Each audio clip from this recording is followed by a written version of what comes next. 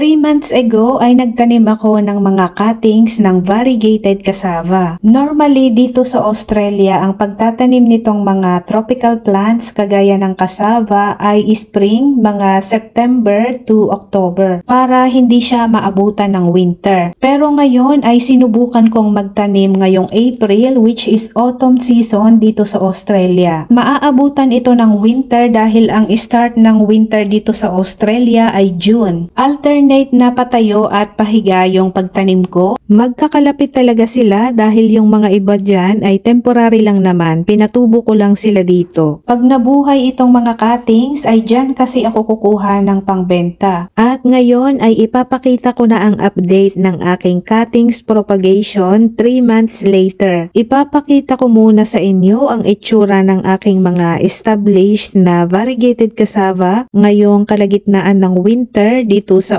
Australia. July 14 ngayon at ito ang pinakamalamig na buwan ngayon dito sa Australia kaya karamihan sa mga dahon ng aking mga cassava ay nag-brown at nalalagas. Pero hindi naman sila totally namamatay, mag-i-sprout back din ulit yan. And surprisingly, yung aking mga cuttings propagation ay buhay na buhay at hindi nalagas ang mga dahon. Napaka-perfect pa rin ng kanilang mga dahon at wala akong nakitang mga nag-brown at nalagas. Ito ang kanilang 3 months growth at mas mabilis pa siguro ang kanilang paglago kapag hindi sila naitapat ng winter. Pero at least napatunayan ko na pwedeng-pwede pa rin ako ang magtanim ng cassava kahit na aabutin ito ng winter. At binubunot ko nga pala yung mga iba dito dahil meron kasi akong nabenta online para mabawasan na rin yung mga tinanim ko dito dahil magkakadikit sila. Pag mga online orders for shipping ay talagang bare rooted namin sila na pinapadala at nilalagyan na lang namin ng moist na sphagnum moss itong kanyang ugat para hindi siya mag-dehydrate. Kung mga pick up orders naman, ang isusupply ko ay yung mga nakapaso. Mag-iiwan din ako ng mga variegated cassava dito para may magsilbing hedge dito sa side at may mga pagkukuhanan ako ng cuttings later. Nagbebenta rin kasi ako ng fresh na cuttings sa online. At ang kagandahan dito sa variegated cassava ay hindi lang siya edible, maganda rin siya na pang-ornamental. At ito na pala yung mga nabunot kong variegated cassava. Ito yung isusupply ko sa customer na nag-order sa eBay.